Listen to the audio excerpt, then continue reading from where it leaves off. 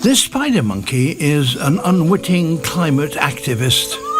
Large fruit eaters such as this one spread the seeds of tropical hardwood trees in their dung, helping to build up forests which absorb carbon dioxide from the atmosphere. And this is just one of perhaps millions of interactions that guarantee a healthy and functioning planet.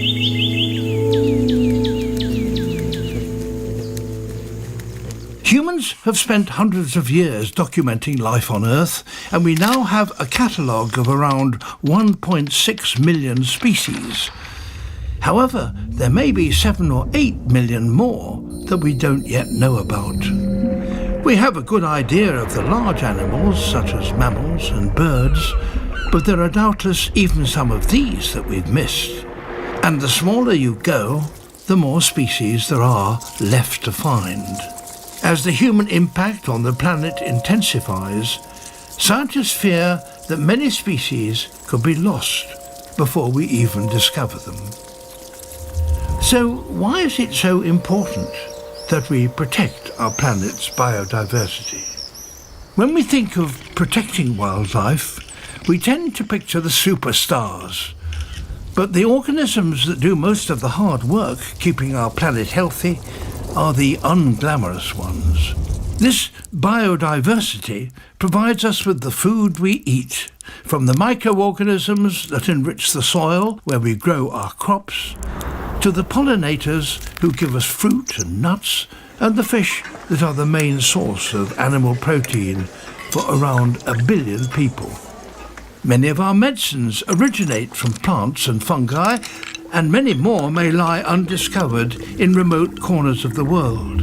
For instance, there's a fungus that grows on the fur of sloths that could help treat some forms of cancer. The natural world shelters and protects us too. Trees and shrubs protect our homes from flooding, and coral reefs and mangroves shield our coastlines from storm surges. And all that is not to mention the great spiritual and cultural value that nature holds for human beings the world over. But despite the overwhelming benefits of a healthy planet, many human actions are destroying biodiversity. Changes to habitats for grazing, mining and crop production, including the use of harmful fertilizers, have had a huge impact on land and sea. We hunt animals for meat and prize body parts. More than 300 mammal species risk being consumed to extinction. And then there's climate change. This affects the whole world, putting huge pressure on wildlife. In 2016 and 2017, half the corals in the Great Barrier Reef died as a result of the warming of the seas. So, what must we do now to slow down the crisis we are faced with? In addition to cutting our carbon emissions, we must find ways of using land and water that cause the least damage to the environment, leaving enough space for natural habitats to thrive. We must urgently protect the so-called biodiversity hotspots, but equally we should be rebuilding biodiversity wherever and however we can. Sometimes this is as simple as giving plants and animals the space they need to succeed, and sometimes they need hands-on management from humans. In 2020, with the help of reintroduction experts in the south of England, white-stalked chicks hatched for the first time in 600 years. Hands-on management was also critical to restoring the population of mountain gorillas in the Virunga National Park in Central Africa. This included using a proportion of the money raised through tourism to help human communities coexist with their animal neighbours. We must provide pathways for global development that work with rather than against nature, and we need to give the communities affected a seat at the table.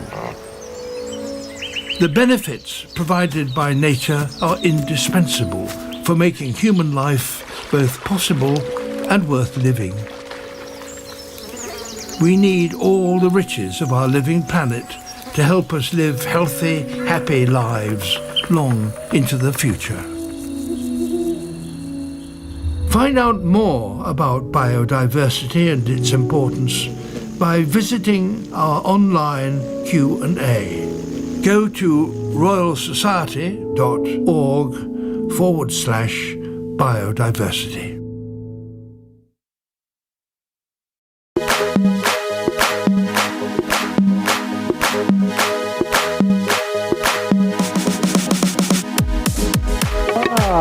Jos voit saada minua, ingai kotsava, on sinun vastuulla darkness.